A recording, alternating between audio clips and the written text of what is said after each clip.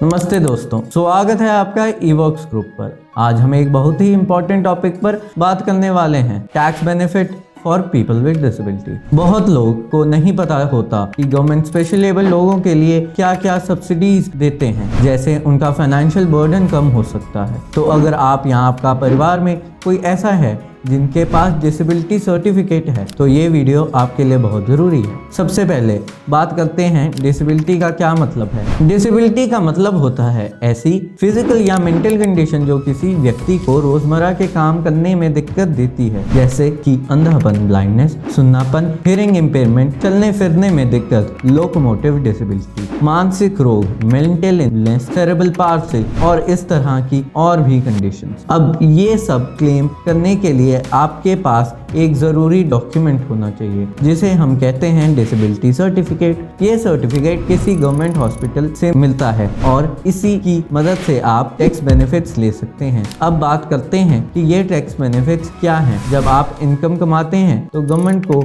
उस इनकम पर टैक्स देना पड़ता है, लेकिन अगर आप डिसेबल्ड हैं या आपके परिवार में कोई डिसेबल्ड है तो गवर्नमेंट आपको कुछ टैक्स छूट देता है। इसके लिए इनकम एक्ट में दो इम्पॉर्टेंट सेक्शंस हैं, सेक्शन 80U और सेक्शन 80DD। सेक्शन 80U उन लोगों के लिए है जो खुद डिसेबल्ड हैं। अगर डिसेबिलिटी 40 से ज़्यादा है तो आपको 50,000 तक की टैक्स डिडक्शन मिलती है, और अगर डिसेबिलिटी सीवियर है मतलब 80% या उससे ज़्यादा तो डिडक्शन 1 लाख रुपए तक हो सकती है। सेक्शन 80DD उनके लिए है जो अपने डिसेबिलिटी फैमिली मेम्बर्स का खर्चा उठाते हैं। इस सेक्शन के अंडर अगर डिसेबिलिटी 40 से ज़्यादा है तो 75,000 तक की छूट मिलती है, और अगर डिसेबिलिटी सीवियर है यानी 80% और उससे ज़्यादा तो 1,25,000 रुपीज़ तक की टैक्स बेनिफिट मिलता है। अब सवाल ये उठता है कि इन बेनिफिट्स को क्लेम कैसे किया जाए। प्रोसेस बहुत सिंपल है। सबसे पहले आपको एक वैलिड डिसेबिलिटी सर्टिफिकेट चाहिए होता है जो गवर्नमेंट हॉस्पिटल से सर्टिफाइड होता है।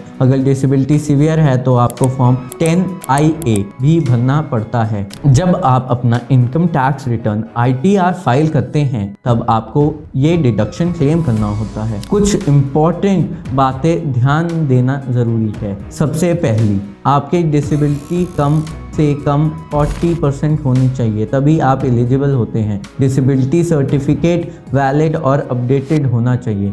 अगर सर्टिफिकेट टेम्परेरी है तो एक्सपायर होने से पहले उसे रिन्यू करवाना ज़रूरी है। और हाँ, अगर आपके घर में कोई डिसेबल्ड व्यक्ति है तो आप मेडिकल इंश्योरेंस पर भी टैक्स बेनिफिट ले सकते हैं अंडर सेक्शन 80D। तो दोस्तों, ये थे कुछ इंपॉर्टेंट टैक्स बेनिफिट्स जो स्पेशल एबल लोगों और उनके परिवार के लिए हैं। इन बेनिफिट्स को सही तरीके से इस्तेमाल करके आप अपना फाइनेंशियल बर्डन कम कर सकते हैं। मुझे उम्मीद है आपको ये वीडियो पसंद आई होगी और कुछ नया सीखने को मिला होगा। अगर आपको ये वीडियो अच्छी लगी हो तो लाइक करना ना भूलें, अपने दोस्तों और परिवार के साथ शेयर करें और हमारे चैनल को सब्सक्राइब करें ताकि आपको ऐसी ही यूज़फुल वीडियोस मिलती रहें। अगर आपके कोई सवाल हैं तो नीचे कमेंट में ज़रूर मेंशन करें।